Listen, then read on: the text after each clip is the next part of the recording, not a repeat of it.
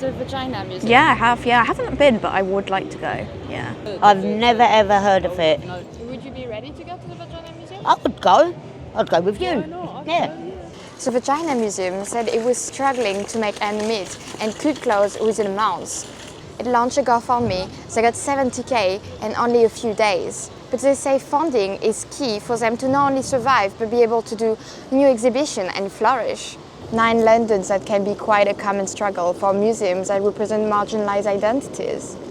There's not always a lot of funding for it, and sometimes people don't know that it's here. So how difficult is it to be a queer and inclusive museum in London, trying to be accessible and also financially stable? The Museum of Transology is a collection of objects representing trans, non-binary and intersex people's lives, with objects donated by the community. They hold exhibitions and archives in London, but not in a permanent place. That's partly for financial reasons. That's why it's not a permanent exhibition, and that's why we don't have it on permanent display. We choose to house it in the archive at the Bishopsgate. That's basically how we afford to have the collection looked after.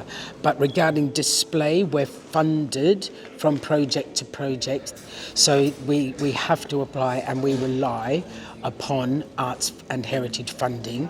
But outside of that, we're a grassroots community group that does it out of the love of our hearts. It's common for cultural places raising awareness around human rights issues to be powered by volunteers, at least partly. That's why the Vagina Museum, which is lacking funding to thrive, had to call on the community for help.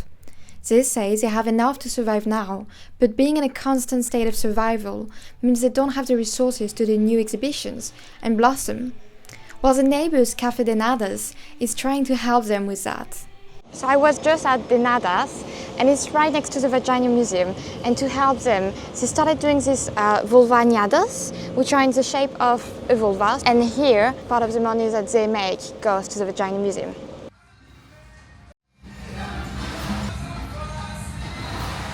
I decided to help them because, well, first of all, we are next door to them.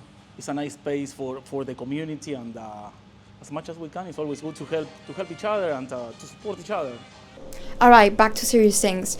With the Museum of Transology, which is working hard to challenge how museums work to better reach communities, which they say are often disregarded from museums. It's the world's largest collection of material culture relating to trans, non-binary and intersex lives. It's designed to halt the erasure of trans lives from history, make museums interesting and relevant for trans, non-binary and intersex people and their families and friends and allies.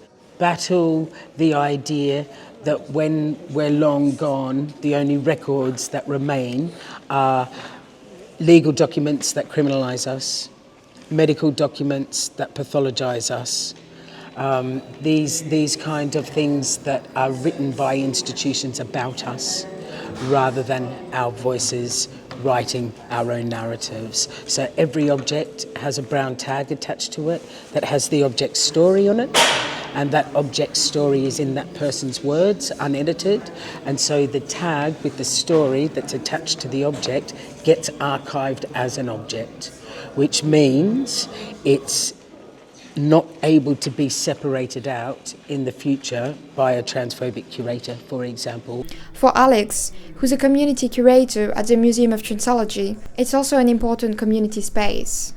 A really important part of my life, kind of my personal life as well, as a trans person being involved in this and getting support from other people here.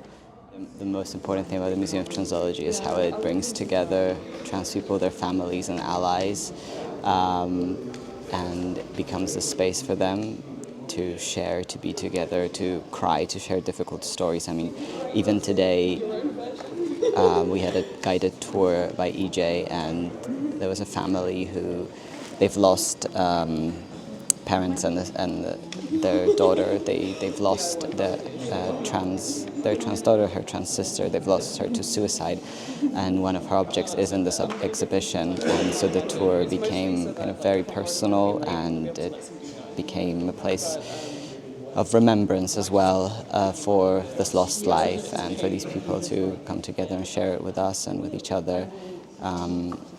So it's like a really important space for that reason as well.